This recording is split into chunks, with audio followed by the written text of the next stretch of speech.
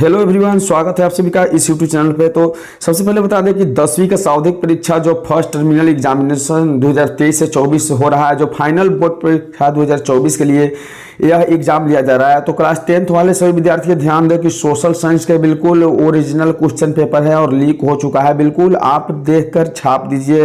Exam में objective और subjective का वीडियो यह बनाया गया है। बिल्कुल यह वीडियो 5 से 10 मिनट का होगा और वीडियो को पूरा आप लोग देखेंगे, क्योंकि आपका जो फर्स्ट टर्मिनल एग्जामिनेशन है वह बिल्कुल बोर्ड से रिलेटेड क्वेश्चन आ रहा है। जिस प्रकार से इसमें क्वेश्चन पूछे जाएंगे, ठीक उसी प्रकार से आपके बोर्ड परीक्षा में क्वेश्चन पूछे जाएंगे। तो चलिए हम देरी नहीं करते हुए सबसे पहले हम जानते हैं कि आपके बोर्ड परीक्षा में किस तरह से निर्देश दिए जाते हैं। तो आपको 2 घंटे 45 मिनट के समय दिया जाता है। उसके बाद आपको पूर्णांक 80 यानी 80 नंबर की परीक्षा एसएसटी के सोशल साइंस के ली जाती है, जिसमें आपको 2 टाइप होता है। पहला वस्तुनिष्ठ होता है, दूसरा क्या होता है आपका लघु उत्तरीय और दीर्घ उत्तरीय होता है।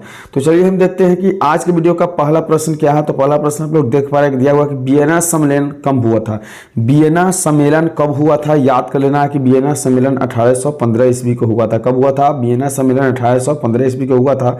अगली प्रश्न दिया हुआ है कि रक्त और नीति का अवलंबन का नारा किसने दिया था। जैसे रक्त और नीति का अवलंबन किसने दिया था, तो उसी प्रकार से यह भी क्वेश्चन है कि रक्त और नीति का अवलंबन का नारा किसने दिया था। तो याद रखना है कि बिल्कुल बिस्मार्क के द्वारा दिया गया नारा था। किनके द्वारा नारा दिया गया था? बिस्मार्क के द्वारा। बिल्कुल ओरिजिनल पेपर है और इस तरह की वीडियो लगातार देखने के लिए आप इस यूट्यूब चैनल को सब्सक्राइब करके बेल आइकन को जरूर प्रेस कर दीजिएगा। तो तीसरा नंबर वीडियो का प्रश्न हम देख सकते हैं कि दिया हुआ है कि जर्मनी का एकीकरण किस वर्ष पूरा हुआ था। जर्मनी का एकीकरण किस वर्ष पूरा हुआ था? याद रखना है कि 1871 ईस्वी में। कब हुआ था? 1871 ईस्वी में जर्मनी का एकीकरण पूरा हुआ था। अगली प्रश्न देखिए कि जाल्वे राइन शुल्क संघ की स्थापना किस वर्ष हुई थी।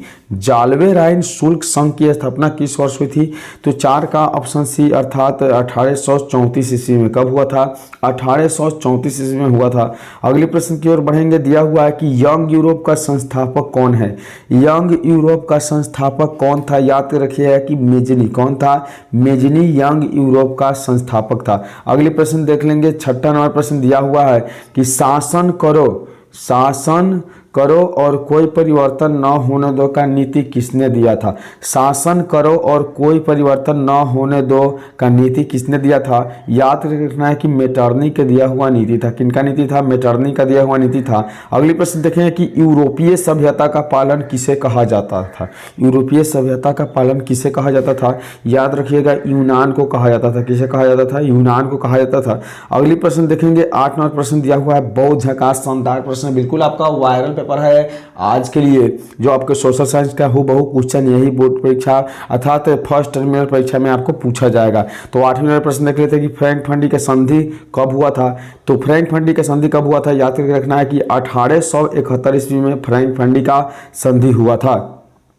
अगला प्रश्न देखेंगे, 9 नंबर प्रश्न दिया हुआ है कि कहाँ के शासक को जार कहा जाता है। कहाँ के शासक को जार कहा जाता है? तो बिल्कुल याद कर रखिएगा कि रूस के शासक को जार कहा जाता है। कहाँ के शासक है?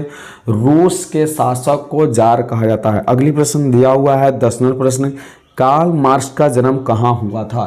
कार्ल मार्क्स का जन्म कहाँ हुआ था? याद करके रखना है कि कार्ल मार्क्स का जन्म जो है जर्मनी में हुआ था।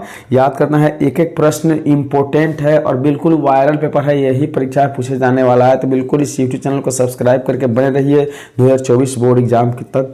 तो देखिए अगला प्रश्न दिया हुआ है कि सी हुआंग टी कौन था। सी हुआंग टी कौन थे? तो याद कर रखिएगा कि वह है चीन का राजवंश का राजा था। चीन का राजवंश का राजा जो था आपका सी हुआंग टी था। तो अगले प्रश्न की ओर बढ़ेंगे, 12 नंबर प्रश्न बिल्कुल वायरल पेपर है आपके सावधिक परीक्षा जो फर्स्ट टर्मिनल एग्जाम होने वाला है उसका। ठीक है, 12 नंबर प्रश्न दिया हुआ कि हुआ आंदोलन किस वर्ष हुआ था। हुआ आंदोलन किस वर्ष हुआ था?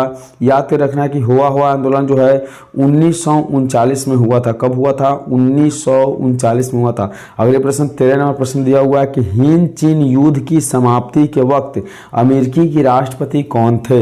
हिंद चीन युद्ध की समाप्ति के वक्त अमेरिकी के राष्ट्रपति कौन थे? याद रखना है कि अमेरिकी के जो राष्ट्रपति थे उस समय निक्सन थे। कौन थे?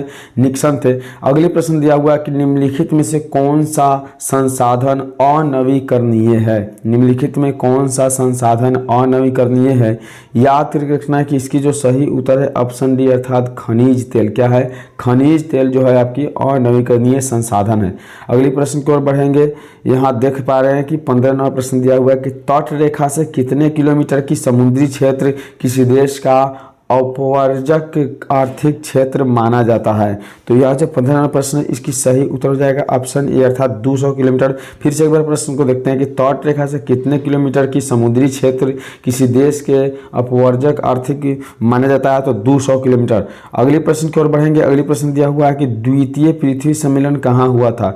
द्वितीय पृथ्वी सम्मेलन कहाँ हुआ था, याद रखना कि इसकी जो सही उत्तर है आपको न्यूयॉर्क में हुआ था। कहाँ हुआ था, न्यूयॉर्क में हुआ था। तो इसी के साथ हम 1 से 16 प्रश्न इस वीडियो में बताए हैं, जो कि और प्रश्न का वीडियो हम लेकर आ रहे हैं। तब तक चैनल को सब्सक्राइब करके वीडियो को लाइक कर दीजिए और प्यारा सा कमेंट करना ना भूले। चलिए मिलते हैं अगले वीडियो में, तब तक के लिए बाय।